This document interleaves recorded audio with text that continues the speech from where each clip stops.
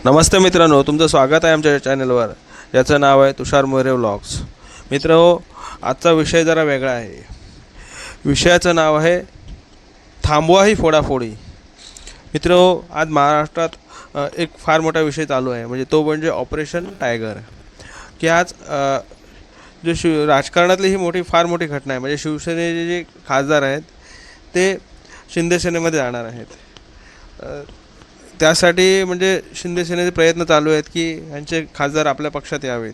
कारण प्रत्येकाचं मत असतं की आपला पक्ष मोठा व्हावा. ठीक आहे, मोठा व्हावं करणं ठीक आहे, पण दुसऱ्याचे खासदार आमदार पळवून तुम्हाला मोठा करून काय फायदा आहे. आणि ठाकरे सेनेचे जे 6 खासदार आहेत ते शिवसेनेमध्ये जाणार आहेत अशी बातमी आहे.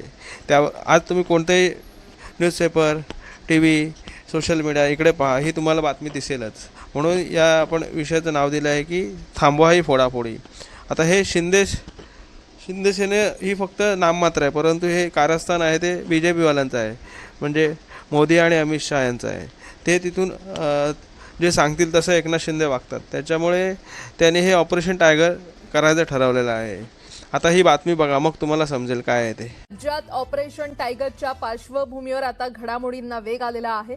ऑपरेशन टायगर सध्या अंतिम टप्प्यात असून ठाकरेंच्या शिवसेनेमध्ये पुन्हा एकदा फूट पडण्याची शक्यता वर्तवली जाते. ठाकरेंच्या 9 खासदारांपैकी 6 खासदार हे दिल्लीमध्ये दाखल झालेले आहेत. सकाळीच हे खासदार लोकसभा अध्यक्ष ओम बिर्ला यांची भेट घेऊन त्यांना पत्र देणार असल्याची माहिती सूत्रांनी दिली आहे. दुसरीकडे राज्याचे उपमुख्यमंत्री एकनाथ शिंदे देखील रात्री दिल्लीत दाखल झाले आहेत आणि त्यामुळे राजकीय वर्तुळात सध्या घडामोडींना वेग आलाय. दरम्यान आज ठाकरेंच्या शिवसेनेचे 6 खासदार हे शिंदेंच्या शिवसेनेमध्ये जाण्याची शक्यता वरिष्ठ सूत्रांनी वर्तवलेली आहे.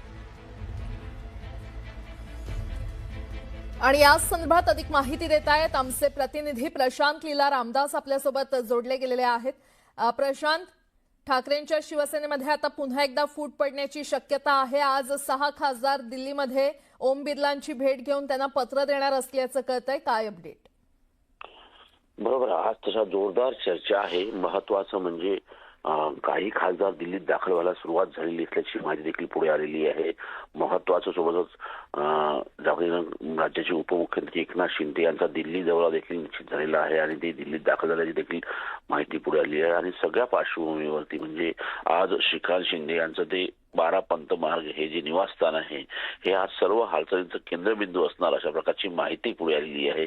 आणि सोबतच खुद्द श्रीकांत शिंदे देखील आज दुपारी दिल्लीत दाखल होतील अशा प्रकारची देखील माहिती पुढे आलेली आहे. या सगळ्या पार्श्वभूमीवरती शिवसेनेच्या एकनाथ शिंदे यांच्या नेतृत्वाची शिवसेना आहे त्यांच्या नेत्यांच्या हालचालीमध्ये प्रचंड वेग आलेला आहे. दिल्ली आज संपूर्ण राजकीय हालचालीचं केंद्र राहणार असल्याची माहिती पुढे आहे. महाराष्ट्रातील 2 शिवसेना आहे. जर बघितलं, शिवसेना उद्धव बाळासाहेब ठाकरे पक्षाचे 9 खासदारांपैकी 6 खासदार हे वेगळे होऊन शिवसेनेचे जे एकनाथ शिंदे यांचा पक्ष आहे त्यांच्या पक्षात सामील होणार असल्याच्या दिल्लीच्या राजकीय वर्तुळात चर्चा आहे. आणि या सगळ्या पार्श्वभूमीवरती जर बघितलं तर आज रात्री उशिरापर्यंत जर बघितलं तर शिवसेना उद्धव बाळासाहेब ठाकरे पक्षाचे नेते अरविंद सावंत यांनी खुद्द ओम बिर्ला यांनी पत्र लिहून त्यांना लिहिलं आहे की जे फुटीर गट आहे त्याला वेगळी मान्यता देण्यात येईल अशा प्रकारचे पत्र त्यांनी लोकसभा अध्यक्ष ओम बिर्ला यांनी लिहिलं आहे. दुसरीकडे आज सकाळी 10 वाजता पुन्हा एकदा एक पत्रकार परिषद होणार आहे ज्यामध्ये अरविंद सावंत, संजय राऊत आणि सोबतच बघितलं अनिल देसाई यांची पत्रकार परिषद असणार आहे. त्याच पार्श्वभूमीवरती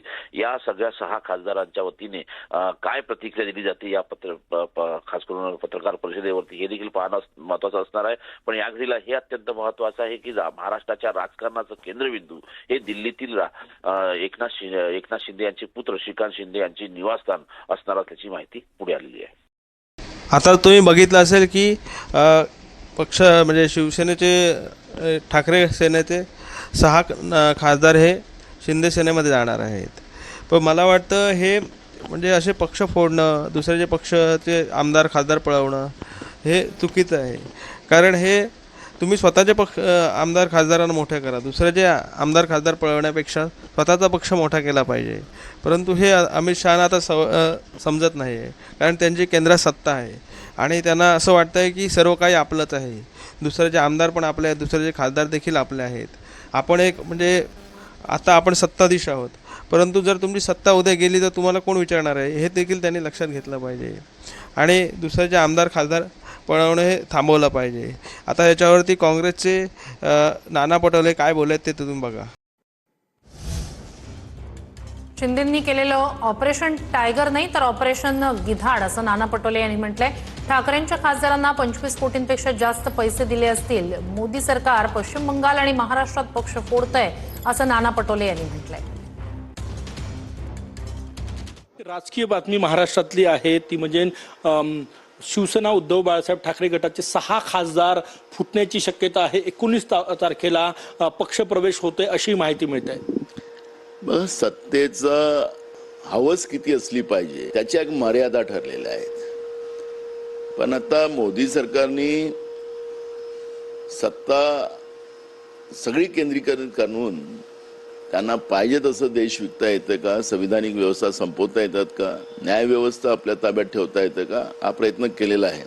सगळी परिस्थिती आपण पाहिलं तर हे काही मला नाही वाटत की हे जे आता उद्धव ठाकरेंचे खासदार ते घेऊन जातात आहेत ते फार काही आता त्याला नाविन्य राहील असं मला वाटत नाही. कारण की लोकांनी जी मतं दिलेली आहेत, ज्या विचाराने दिलेली आहेत, त्या मताचा जो जनतेचा विश्वास जो आहे तो आता संपुष्टात आणण्याचं काम केंद्रातल्या मोदी सरकारने केलेलं आहे. कॅमेरामॅन सचिन सॅमसह गजानन माटे, TV9 मराठी नागपूर. थँक्यू भाऊ. आता तुम्ही बघितलं असेल की नाना पटोले काय म्हणाले आहेत. आता महाराष्ट्र म्हणजे जसं पश्चिम बंगालमध्ये की ममता बॅनर्जीचा पक्ष फोडला तसंच ते महाराष्ट्रात ठाकरेंच्या शिवसेनेला भगदाड पाडण्याचं काम करत आहेत. परंतु हे तुमचं फार काळ चालणार नाहीत. हे भाजपाने लक्ष घेतलं पाहिजे. तुमच्या सत्ता आहे म्हणून हे तुम्ही सर्व करत आहात. जर सत्ता गेली तर तुम्हाला देखील तुमचे देखील आमदार खासदार पळवले जातील. हे त्यांनी लक्षात घेतलं पाहिजे. आज सत्ता आहे म्हणून तुमच्याकडे खासदार आमदार येत आहेत. जर सत्ता गेली तर तुम्हाला कोणी विचारणार नाही. धन्यवाद मित्रांनो. आता मी तुमचा निरोप घेतो. पुढच्या वेळी आपण एका नवीन विषयावर बोलू. जय हिंद, जय महाराष्ट्र, जय भारत.